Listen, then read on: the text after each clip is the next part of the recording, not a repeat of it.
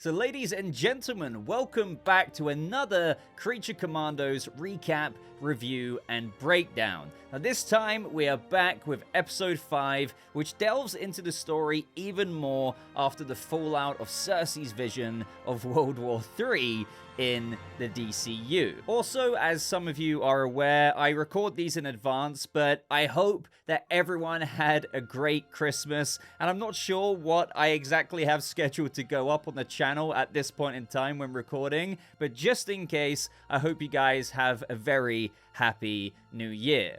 Now, as per usual with Creature Commandos, outside the main plot that is, which introduces us to the DCU's Clayface in this episode, more on that later, is focusing on another character's past, this time with Eric Frankenstein. Now, what I'll say about this episode's flashbacks is that it's a bit different this time, as I think it's fair to say that you don't exactly feel too much empathy for the monster as per what we've seen with the Bride, Weasel, and other characters that we'll get to explore in future episodes. This time with Eric, he really is just this narcissistic yet funny scumbag. And it's fitting as well because out of all of the backstories we're seeing that you can empathize with to an extent, some more than others I suppose, those are the ones who are the actual Creature Commandos members who are a part of Task Force M. But of course, with the way that Eric Frankenstein came into the show, he's not a part of Project M. At least now. I mean, he's quite literally only here for the Bride. Now, right before we get into this review and the recap, we have a bit of a bonus detail here, and I might have spoken about this in a video before this releases, maybe in a news roundup or something, but I may as well cover it here just in case. But it turns out that this character you're seeing on screen isn't Animal Man or Booster Gold like we were theorizing about, because the showrunner confirmed that it's actually Wally West Kid Flash. Now, I've seen many people say that this confirms that Wally is the main Flash in the DCU, but in the interview, the interviewer asks, "I'm pretty confident I saw a Wally West Teen Titans Flash off to the right." And we have the showrunner respond, "Yeah." And then the interviewer says, "Did I see that right?" And once again, the showrunner answers, "Yeah." Which of course is really, really cool, as I've often gone on about in previous videos, picking up in a DCU with an already established history of heroes having been active for a long time, of course, some more than others, but this could obviously signify that Barry Allen himself has been the Flash out there for at least a little while in order to have Wally West Kid Flash running around. And also, just, to talk about this again, Wally West Kid Flash in combination with Starfire, the Titans' inclusions to that vision of the future, to me, feel like a very deliberate acknowledgement of the plans for the DCU's future, possibly containing that Titans project, especially when you take into account that Hollywood Reporter article from quite a while ago. But back to it here, the episode picks up with Professor McPherson teaching her class, but instead of asking the students about their mascara, and instead of actually teaching them about it, as we know, this is really just Clayface just winging the class, I suppose, and actually creeping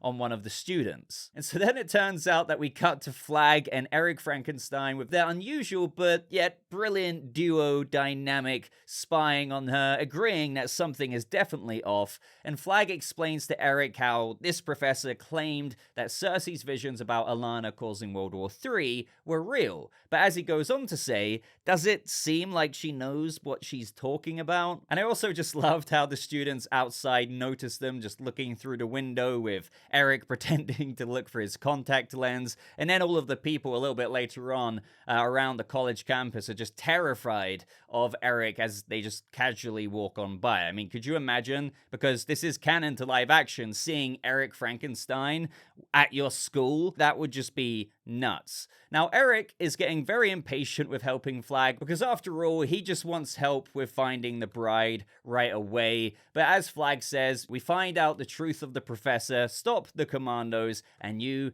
get to see your Bride, a hero. So yeah, that's pretty much the only reason as to why he's agreeing to assist. And again, Eric here just reminds me of a toddler, with Flag being the parent, if you will, just kind of dragging the toddler around the shopping mall, but all they want to do is go home and do what they want, with consistent complaints along the way. But, you know, hey, like, David Harbour makes it very entertaining. So in the meantime, they go to check out the professor's house while she's teaching, or Clayface, I keep saying that, Clayface is teaching at the school. And again here with Eric and his unusual ways, he says, "Look, that woman's walking a cat.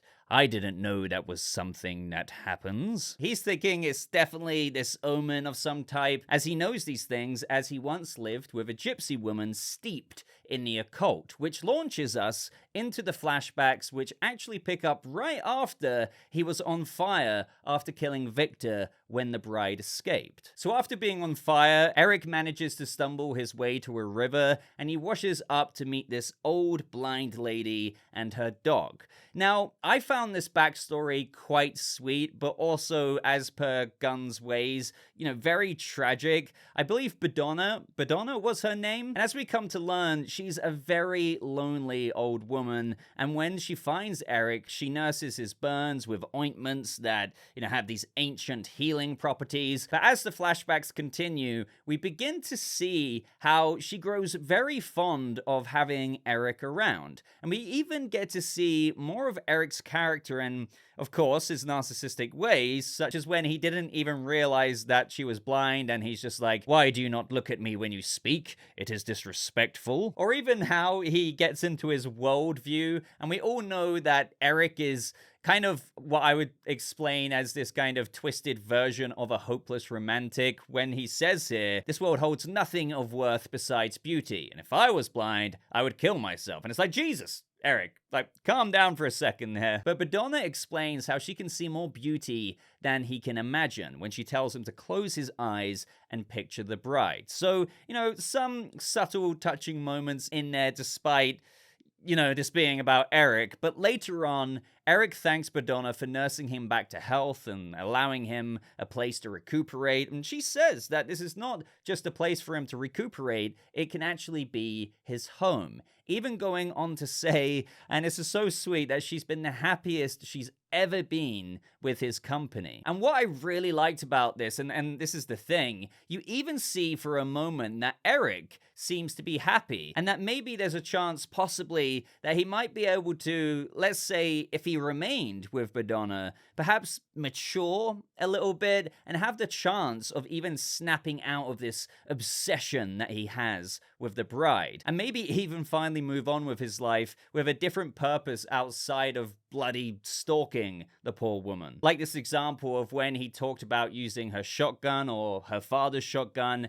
and how Ivan the dog even helped. He was quiet and it was good. So you see a snippet of how Eric could have a very different life, which, who knows, could be like the very long-term story arc for his character. But just jumping right to it to kind of keep all of these scenes connected, at the end of these flashbacks, Eric decides to leave Badonna to go and search for his bride, and she is really, really upset and wants him to reconsider staying. I think even she had hoped that through seeing how Eric even seemed to be content at times, that maybe he would have moved past all of this. She tries telling him that the bride doesn't love him, she even tried to kill you, but this just doesn't register with Eric, with him saying that it was just her being flirtatious and coy, and that there's these complex mating rituals between humans. So it's just like, oh man, Eric, you really are a lost cause. I mean, maybe there's a chance you'll get over it, but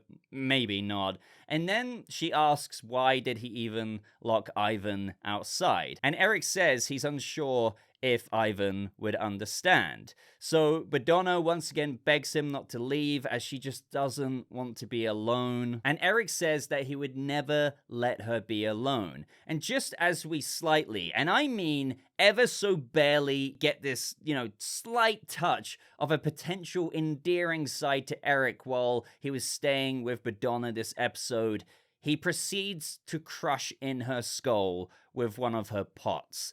And I have to say, in the most screwed up way here, like, stay with me, especially with the tone in his voice when he delivered that line of saying that he would never let her be alone. I think this was actually Eric's way of caring, or at least thinking he was doing something that he thought would be right for her, as you can see how devastated she is at the idea of being completely alone out there in the wilderness in this cabin, and after having company, it's just kind of reinvited that feeling in her life. And so Eric probably feels as though he's doing her a favor in terms of her loneliness after having experienced this form of companionship again, and probably concludes that it might be a fate worse than death for her. So all in all, like, Eric is so messed up, like, don't get me wrong, but I like how in this episode with these flashbacks and what he eventually does in this moment, I do believe that it was written with a bit of nuance to read into. So I'd love to know your own interpretation of that. But back in present day, we have Flag and Eric enter the professor's house with various Amazon to Olympian looking trinkets there, as well as an Xbox. So they, Creature Commandos is probably getting some Microsoft funding there for the show. And this is where we get our first clues as to what is really going on here when Flag steps in some clay. And behind the door that he opens, he finds none other than the real Professor McPherson's body. And she has, of course, been murdered, with them realizing that the McPherson that they saw at the college must be a fake working for Circe to throw them all off track. Now, the question is, was that actually the real McPherson who Waller brought in last episode and advised her that due to Circe's clairvoyance that the vision that she showed her was most likely real? And then did she go home and get killed for Clayface to then go on to pose as McPherson? Or was it Clayface the entire time, as Flag suggested, to give all of that mumbo jumbo in order to get the princess killed? Now, unfortunately, these are questions, or rather a speculation, that I can't super get into because I've seen the episodes ahead, but I would love to hear your own theories about it, because I've already seen people speculate about Clayface's involvement in this series quite a bit with previous episodes. But either way, Flag is now all gung-ho about Circe being wrong and that her vision must be all one big troll. This is when Flag finally gets through on the phone to Ilana, and he warns her that the Creature Commandos are there to kill her. And of course, we have Eric trying to talk over Flag, telling him to tell her about him, how he's a good person, and to put in a good word for him with the bride. The only kind of convenience that I found here, a bit of a nitpick if you will, is that after all episode long of Flag trying to get through to Ilana, he happens to just get through to her now when the Creature Commandos are getting fairly close at this time in the episode. But of course, guys, this is when we need to talk about Clayface, because the fake McPherson arrives home, and after a lousy hiding attempt from Eric, McPherson picks up the Xbox controller, and it's finally revealed, if it wasn't obvious enough when you were watching this episode unfold yourself, that it is actually Clayface. Now, Flag knows exactly who Clayface is and warns Eric about him, and, this just makes sense given how he probably has been given a lot of info about the various AWOL metahumans and supervillains that are out there. And as they try and sneak out because of the danger of Clayface, Clayface manages to get them both. And this is where we get the fight between Clayface, Flag, and Eric. And even though Flag does manage to last a while, finally, this time, after all the beatings we've seen him take between Dr. Phosphorus and Eric, he actually gets wrecked by Clayface so bad that his back appears to be pretty much, kind of broken. Like, he had that kind of Bane back-breaking moment. But this appears to have pretty much finished Flag off. And I thought it was just really cool seeing Clayface in the DCU. Again, this is all canon to the live action, using his powers, showing how difficult he really is to overpower, even with someone like Eric Frankenstein facing him. And it just makes you think of how badass Batman is when it's so easy to just literally get absorbed within Clayface and be snuffed out. But with Eric's perseverance, even though he was getting trapped, he manages to electrocute him, which completely splats Clayface onto the ground. And I like how they showed Eric's reaction to just loving the electric shock, considering that electricity had a big part to do with how he was created. But as for Clayface, I mean, the way he was taken out there, it kind of looked like he died. Now, of course, I'm not saying that he did, by the way, especially as electricity has been used to subdue Clayface quite a few times before in various other stories. So perhaps after many hours, he can kind of gather himself up again, and this is like a temporary incapacitation for him. But on another larger DCU note, this is technically, I think, the Clayface that the DC Studios Mike Flanagan Clayface movie is going to be about. And I know some people out there are thinking and saying that Mike Flanagan's DC Studios Clayface film won't be in the DCU, but that isn't true. I mean, here you have James Gunn saying when it was announced, Clayface, a DCU story from a script by Mike Flanagan, has been officially greenlit. And then, given its premiere date, or initial one, Gunn was asked if he was worried about the Clayface movie being only 1 month away from the Batman Part 2, and he replied once again here, well, I mean, Clayface is in the DCU, so it doesn't matter. So yeah, this should be the Clayface we're going to see in that movie, granted that it will be this kind of tragic origin story by the sounds of it. But the thing is, you might see what I mean now when I said that it kind of felt weird to me that it wasn't announced as a DC Elseworlds movie. And I say that because, you know, I'm just guessing that the tones of the characters in Creature Commandos,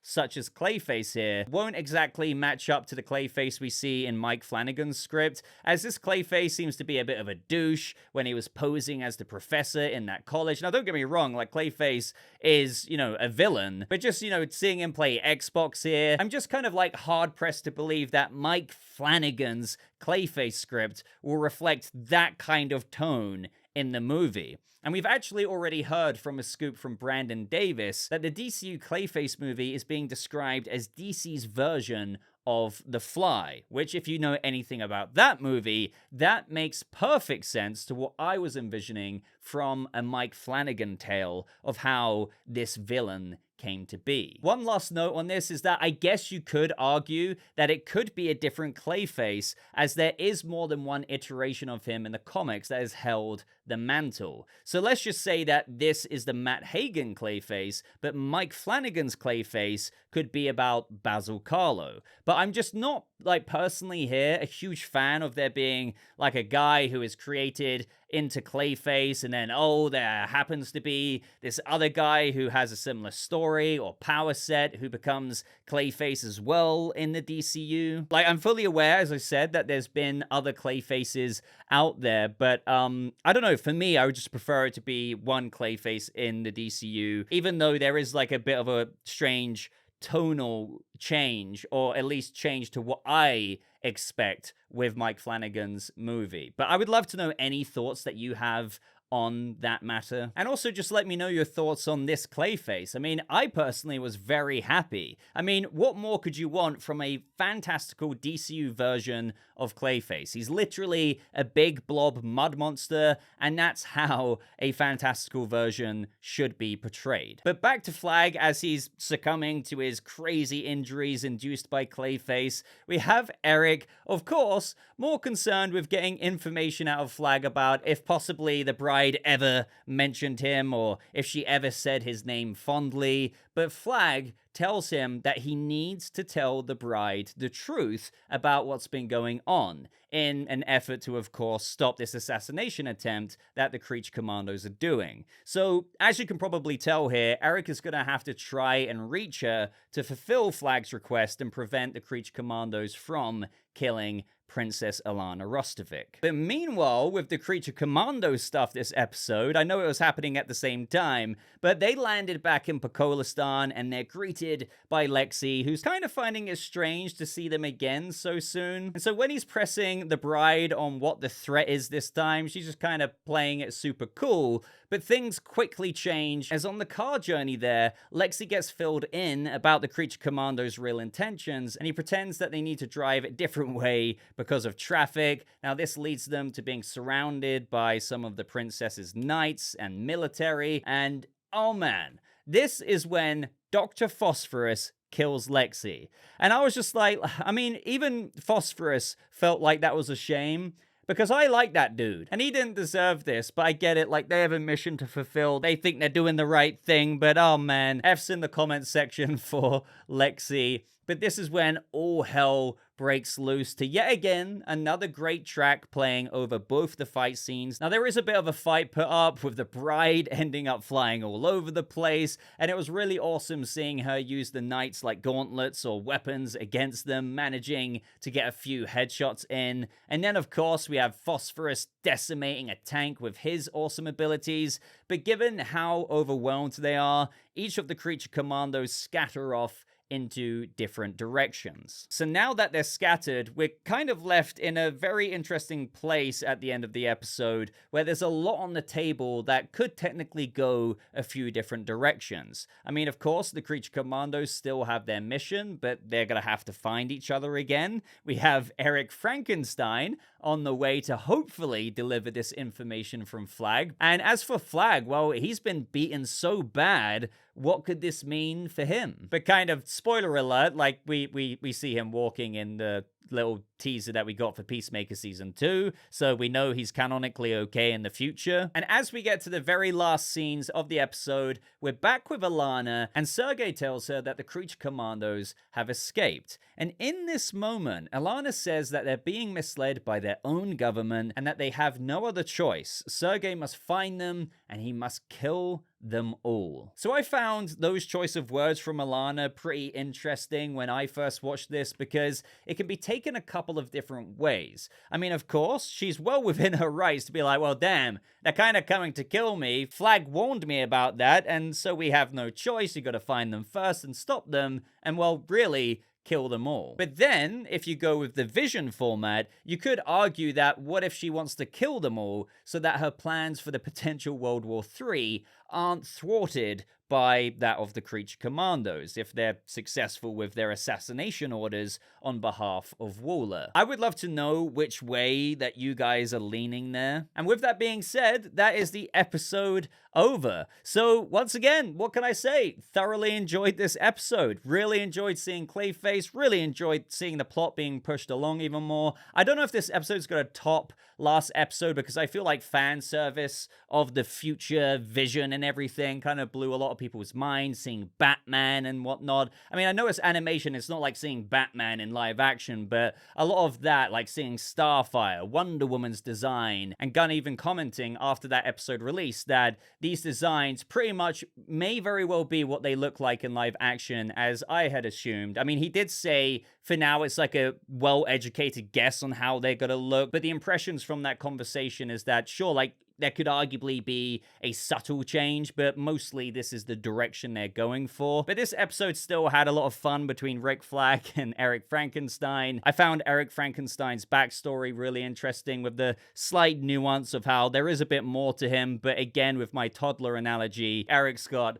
a long way to go. But there was a slight slither of maybe hope for him one day, if you know what I mean. But I would love to know what you guys thought of this episode. Any theories that you have down in the comments below as we go into episode 6. If you ended up enjoying this video, I'd really appreciate it if you hit that like button. It takes 2 seconds of your time, maybe a little bit of a Christmas present to me from you. Consider subscribing for more videos just like this, of course. We've got a lot more to come on the channel, especially going into 2026. But I'm gonna love you and leave you now, guys. Just again, thank you so much for your support. I hope you guys have a lovely rest of your day and a happy new year. And I'll see you guys with the DCU in the next video.